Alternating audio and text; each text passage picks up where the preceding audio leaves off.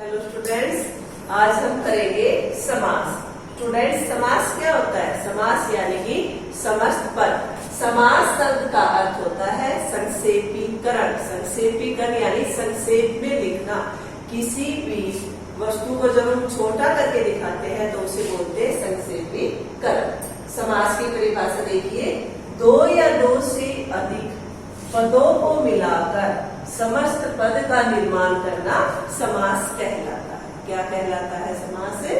दो या दो से अधिक पदों को जब हम मिलाते हैं तो उससे समस्त पद का निर्माण होता है और उस समस्त पद का निर्माण करना ही समास कहलाता है। देखिए, यहाँ पर मैंने एक उदाहरण लिया है, राष्ट्र पिता। दो पद लिए हैं, राष्ट्र और पिता। इन दोनों पदों को मिलाने के बाद क्या बन गया? राष्ट्रपिता, जो कि समस्त पद या समास। ठीक है स्टूडेंट्स, तो राष्ट्रपिता शब्द में देखिए, राष्ट्रपिता जो शब्द है इस शब्द में दो पद है, एक राष्ट्र पूर्व पद और पिता उत्तर पद। तो जो समस्त पद या समास होता है उसमें दो पद होते हैं। उन दोनों पदों में एक पद पूर्व पद होता है और एक पद उत्तर पद होता है। स्टूडेंट्स, ये मैं आपको इसलिए समझा रही हूँ क्योंकि पूर्व पद और उत्तर पद, इन दोनों पदों को जब हम समास के उदाहरणों के बारे में पढ़ेंगे तो इन दोनों पदों की हमें जरूरत पड़ेगी। ठीक है, तो अब इसके बाद हम करेंगे समास विग्रह। समास विग्रह क्या होता है स्टूडेंट्स? देखिए, जब समस्त पदों को अलग अलग कर, राष्ट्रपिता एक समस्त पद है, इस समस्त पद को अलग अलग पदों में बांट, अलग अलग पद बना करके जब हम लिखेंगे तो वो कहलाएगा समास विग्रह। जैसे नील गाय एक समस्त पद है, समास है ये, और इस समस्त पद का जब हम विग्रह करेंगे, नीली है जो गाय, तो ये कहलाता है समास का विग्रह। स्टूडेंट्स, समास विग्रह के बाद अब हम करेंगे समास के भेद। जैसा कि आपने पहले वाली क्लासों में भी पढ़ा होगा कि समास के मुख्य रूप से 6 भेद होते हैं। तत्पुरुष समास, बहुव्रीहि समास, द्वंद्व समास और अविभाव समास। स्टूडेंट्स, यहाँ पर मैं आपको एक बात समझाना चाहूंगी कि जो तत्पुरुष समास है, इसी समास के दो और आगे पार्ट है, कर्मधारय और द्विगु। इन दोनों समासों को मिलाकर के समास के 6 भेद बनते हैं। तत्पुरुष समास, बहुव्रीहि समास, द्वंद्व समास, अविभाव समास और कर्मधारय और द्विगु समास, जो कि तत्पुरुष समास के भेद है। ठीक है स्टूडेंट्स, तो समास के कितने भेद होते हैं? 6। समास के 6 भेद है। नंबर 1 तत्पुरुष समास, बहुव्रीहि समास, द्वंद्व समास, अविभाव समास और तत्पुरुष समास के ही 2 भेद, कर्मधारय और द्विगु।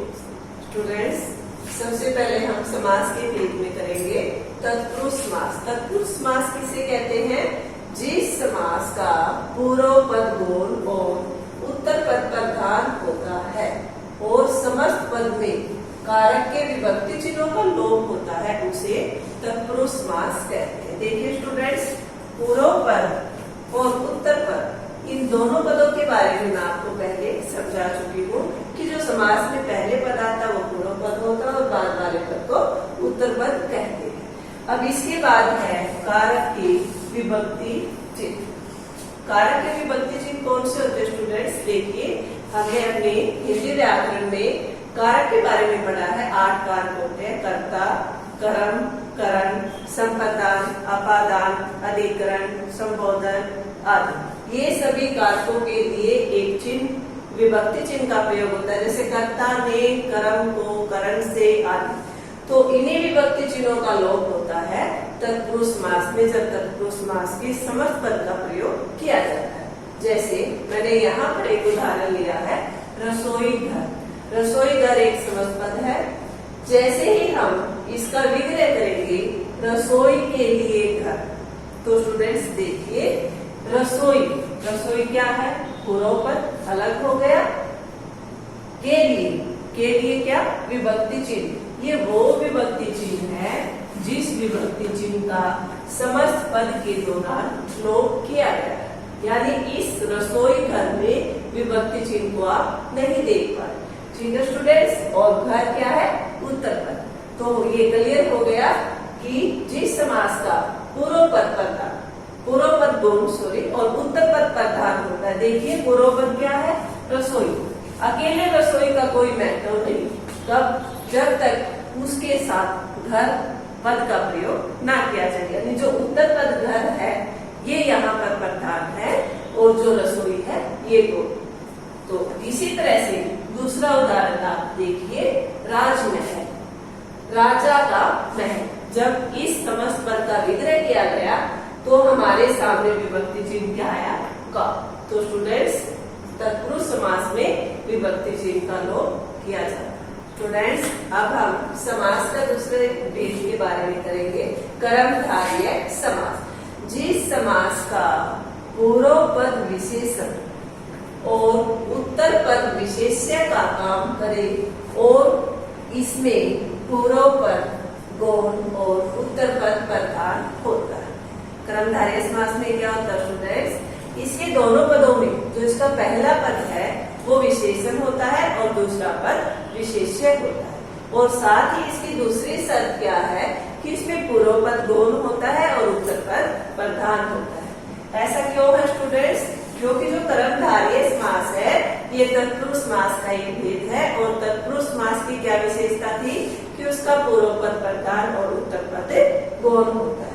ठीक है, तो इसके लिए मैंने आपके सामने एक उदाहरण लिया है, लाल मिर्च। ये जो लाल मिर्च एक समस्त पद है, इसमें दो पद है, लाल पूर्व पद, मिर्च उत्तर पद। तो इसका विग्रह क्या हुआ, लाल है जो मिर्च, यानी कर्मधारय समास है ये। अब लाल क्या है, विशेषता है, एक विशेषण हो गया। और मिर्च क्या है, विशेष्य। स्टूडेंट्स विशेष्य क्या होता है, जिस भी संज्ञा या सर्वनाम शब्द की विशेषता बताई जाती है तो वो संज्ञा या सर्वनाम शब्द विशेषण होता है। तो मिर्च एक विशेष्य है। ठीक है, तो विशेष्य और विशेषण इन दोनों का संबंध है पूर्व पद और उत्तर पद। इसी तरह से दूसरा उदाहरण देखिए आप, पीताम्बर। पीताम्बर पीला है जो अंबर, यहाँ पर कर्मधारय समास है। देखिए स्टूडेंट्स, पीताम्बर जो ये समस्त पद है इसमें बहुब्री समास भी आता है, लेकिन इन दोनों में बहुब्री और कर्मधारय समास का हम फर्क कैसे करेंगे, जब हम पीताम्बर शब्द का विग्रह करते हैं। समास का विग्रह जब हम करेंगे, अगर हमने समास का विग्रह किया पीला है जो अंबर, तो यहाँ पर किसी तीसरे पद की तरफ संकेत नहीं हो रहा, केवल पीला और अंबर इन दोनों ही पदों के बारे में बताया जा रहा है। तो ये हो गया कर्मधारय समास। अगर मैं इसका विग्रह पीले है अंबर जिसके, यानी कोई एक विशेष व्यक्ति जिसने पीले अंबर वस्त्रों को धारण किया है, तो वहां पर होता बहुब्री समास। ठीक है स्टूडेंट्स, तो आपने देखा कर्मधारय समास में क्या है, पूर्व पद विशेषण और उत्तर पद विशेष्य होता है। अब हम समास का तीसरा भेद करेंगे, द्विगु समास। जिस समास का पूर्व पद संख्यावाचक होता है और इसके अतिरिक्त इस समास में भी पूर्व पद गौण और उत्तर पद प्रधान होता है, उसे द्विगु समास कहते हैं। स्टूडेंट्स, क्योंकि ये समास भी तत्पुरुष समास का ही एक भेद है, इसलिए इस समास में भी तत्पुरुष समास की तरह ही पूर्व पद गौण और उत्तर पद प्रधान होता है। देखिए इसके उदाहरण, तिरंगा। जैसा समास से पता चल रहा है, तिरंगा यानी जो पहला पद है तीन, एक संख्यावाचक पद है, तीन रंगों का समूह। इसका विग्रह कैसे होगा, तीन रंगों का समूह। तो जो पूर्व पद है वो एक संख्यावाचक पद है। चार पाय, चार पायों का समाहार। अब स्टूडेंट्स आप ध्यान दीजिए कि जो समूह और समाहार ये हमारे सामने दो अलग विषय आए। जब भी द्विगु समास के समस्त पद का विग्रह किया जाएगा तो इसमें समूह और समाहार पदों का प्रयोग अवश्य है। ठीक है स्टूडेंट्स, तो द्विगु समास की हमारे सामने तीन विशेषताएं आई। सबसे पहले इसका पूर्व पद संख्यावाचक होता है। दूसरी, पूर्व पद गौण और उत्तर पद प्रधान होता है। और तीसरी विशेषता क्या है कि द्विगु समास में जब समस्त पद का विग्रह किया जाता है तो उसका विग्रह करते हुए समूह या समाहार शब्दों का प्रयोग किया जाता है। तो स्टूडेंट्स, आपने देखा कि तत्पुरुष समास, कर्मधारय समास और द्विगु समास तीनों ही समासों की जो एक साझी विशेषता है वो ये है कि इन तीनों ही समासों का पूर्व पद गौण होता है, गौण यानी जिसका कोई महत्व नहीं होता, और उत्तर पद प्रधान होता है यानी एक महत्वपूर्ण पद होता है। ये इनकी विशेषता।